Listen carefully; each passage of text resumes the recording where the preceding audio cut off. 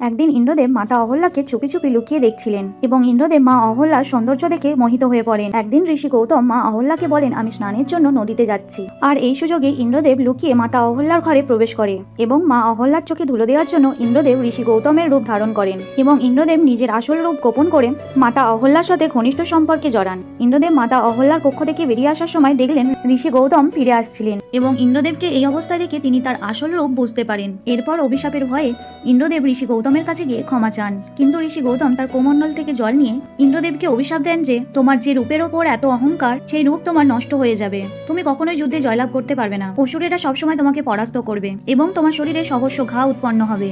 এরপর ঋষি গৌতম ক্রোধের বশে মা অহল্যাকেও অভিশাপ দেন যে তোমার সারা শরীর পাথরে রূপান্তরিত হবে। কিন্তু 1000 বছর পর প্রভু শ্রীরামের চরণের পবিত্র স্পর্শ পেয়ে মাতা অহল্যা আবার তার স্বাভাবিক রূপ ফিরে পেলেন। প্রভু শ্রীরামের ভক্তরা কমেন্টে লিখবেন, জয় শ্রীরাম।